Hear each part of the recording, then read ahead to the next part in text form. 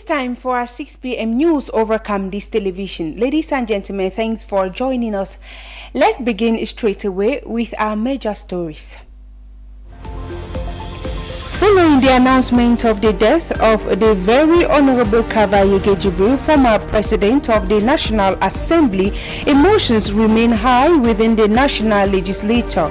Between sadness, gratitude and admiration, several members of Parliament have praised the memory of a statesman.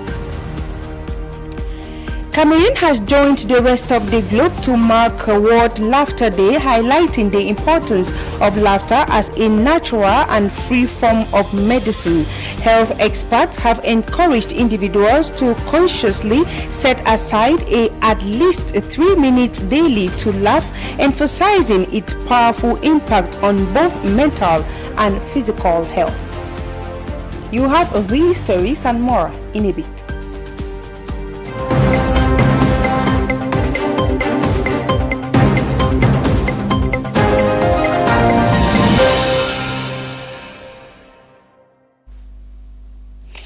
And as you heard, the Cameroonian National Assembly is in mourning since May 6, 2026, following the death of former President Honorable Kava Yege Jibril. His death has sparked a wave of emotion among lawmakers who continue to express deep sorrow and respect for his long-standing service to the nation. Many members of Parliament have remember him as a disciplined and devoted leader whose political career was marked by integrity, loyalty, and wisdom. Let's take a listen to some members of Parliament in the following excerpt. They are speaking on the microphone of Elise Yanda. We've just learnt of the death of the former Speaker of the National Assembly. In fact, he was a statesman of very high caliber. I remember seeing him for my first time after my appointment. Very charismatic, fatherly, and in fact, very orderly in his appearance. Everything about him was superb. In fact, I think Cameroon has lost an icon. Well, I think he's a monument in the National Assembly. He presided over the destiny of this house for close to 34 years. I think he also was brought in as president or speaker of the National Assembly in the early 90s, when for the first time this house had an opposition in it, after the multi-party elections of 1992. Successfully navigated the house through the storms of the 90s, political storms, and then after that he had a fire incident in the house during the 9th legislature. He was able to build this building in which we are sitting right now, which is the pride of our nation.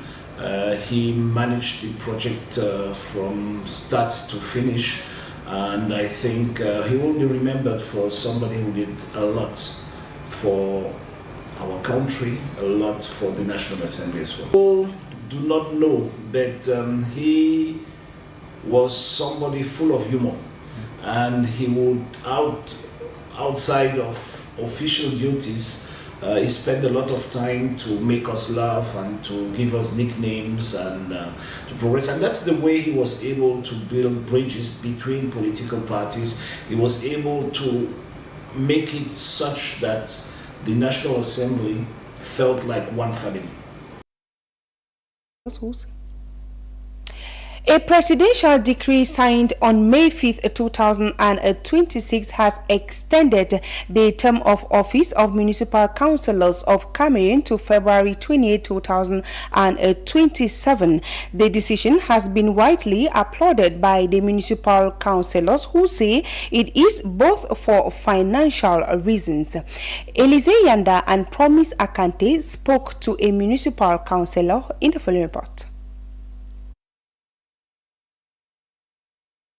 On Tuesday, May 4, 2026, Cameroon's President Paul Biya signed Decree number 2026/166, extending the term of office of municipal councillors elected at the poll of the 9th of February 2020 from the 1st of June 2026 to the 28th of February 2027. Article 1 of the decree continues that unless, during the said period, municipal elections are held under the conditions laid down by the law. According to municipal councillors, the extension takes into consideration budgetary constraints and the security situation of the country. The head of state extended the mandate of the municipal councillors.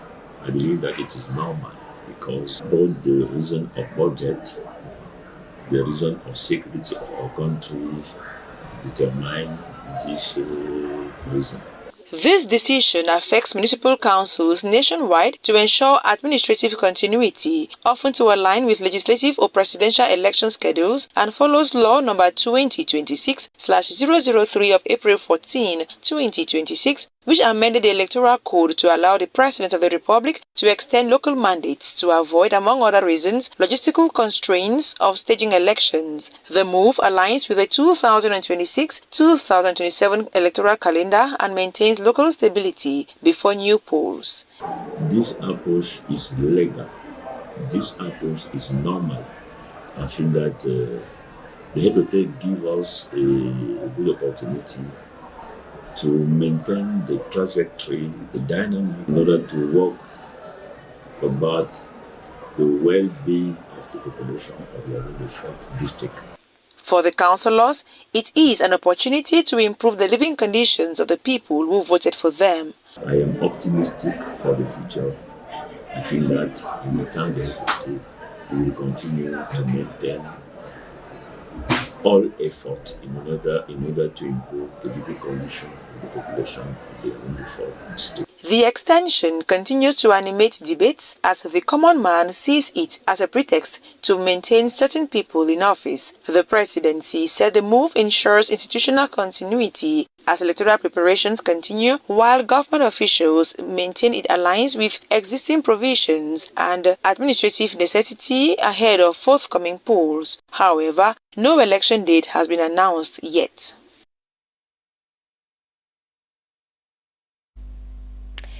In the lead up to the International Day of the Families, the Minister of Women's Empowerment and the Family, Professor Marie-Thérèse Abena-Ondwa, has drawn attention to the growing impact of inequality on family stability. She was speaking in Yaoundé this Thursday, May 7, 2026, where she noted that the 2026 UN theme, Family, Inequality and Child Well-being, calls for collective reflection and action to protect families and support the healthy development of children across the country. Madoshe Kwati and Melanimbo in the following report.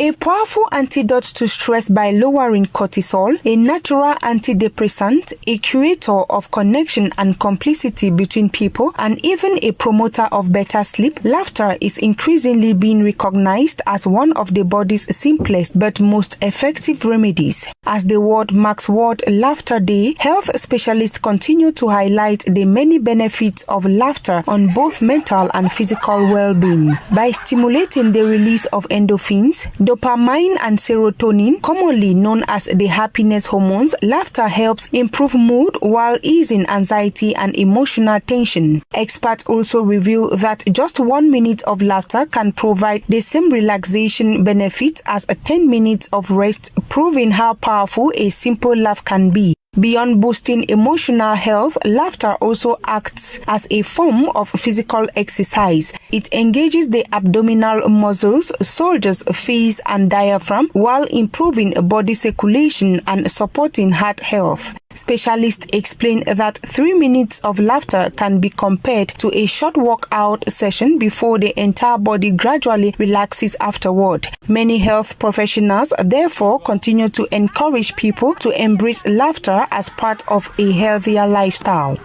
Je vais encourager la population. For the body, I want to encourage the population, no matter what situation you are going through, no matter how difficult the times we are living in as a society, you have to laugh. You have to laugh. Laughter doesn't replace medical treatment, but it is a powerful therapeutic tool. Let's make the most of it. C'est un outil thérapeutique puissant. As stress, uncertainty, and social pressures continue to affect millions around the world, World Laughter Day arrives as a timely reminder that healing can sometimes begin with a smile. In homes, workplaces, hospitals, and communities, laughter remains a universal language capable of bringing comfort, unity, and hope. More than just a reaction to humor, it stands today as a free and accessible medicine for the mind, the body, and the soul.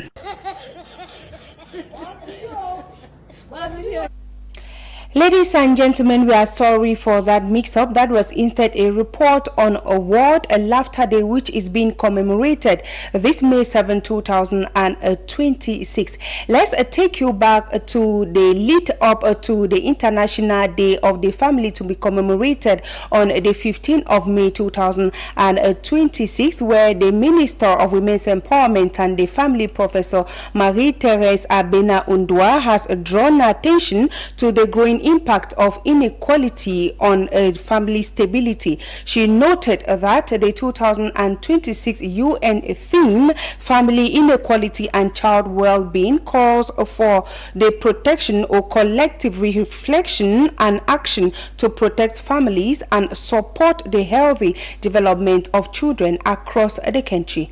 Let's get in the following report compiled by Madoshe Kwiate and Melanimbo.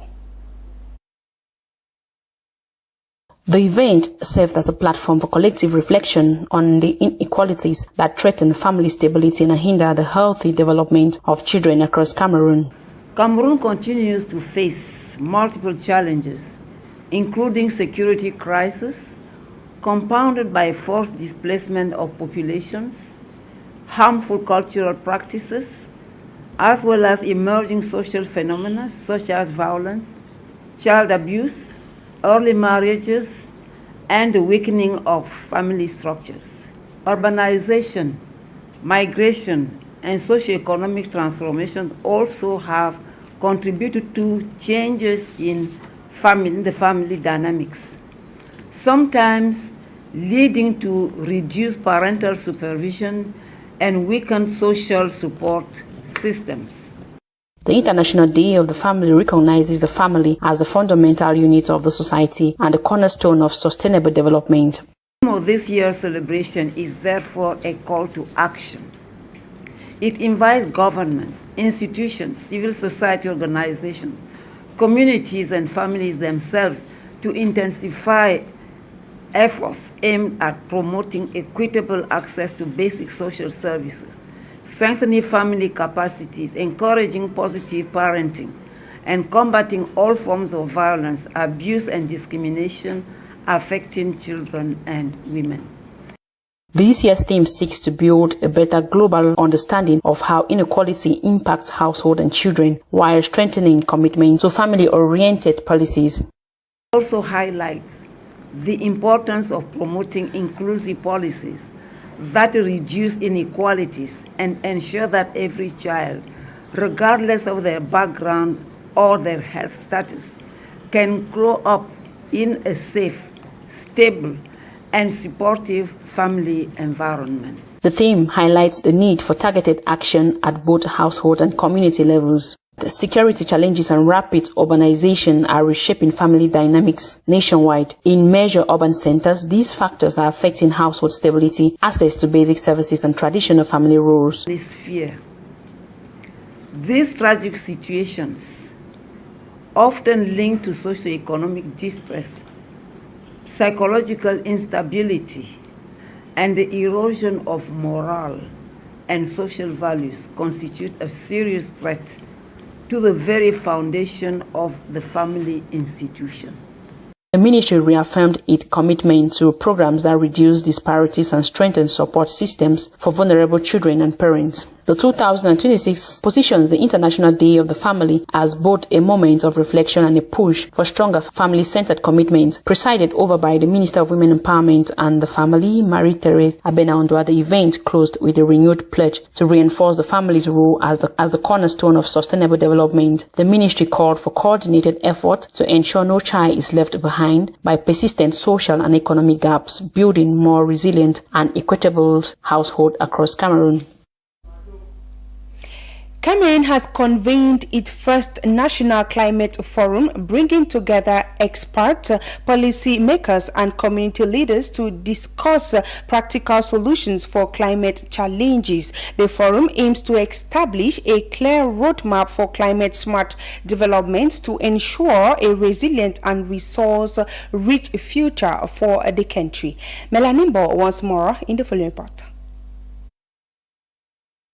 The event marks a major step towards aligning national development with climate-smart decision. Described by organizers as an atmosphere to share best practices and ideas, the forum aims to ensure Cameroon remains as resilient and resource-rich as every other continent. This event, being the first National Climate Forum in Cameroon, is a place for me to come and lend my support, participate in the discussions, contribute to the discussions, and above all, to share best practices that I've seen at the global level. The forum's first major practice centers on creating an open atmosphere to share best practices and ideas across sectors. Is mainly to support members, and Cameroon, of course, is a member of WMO, to develop the requisite capacity and capabilities to fully serve their local communities, national and decision makers. Delegates from agriculture, health, urban planning and meteorology presented local adaptation strategies that have worked in different regions.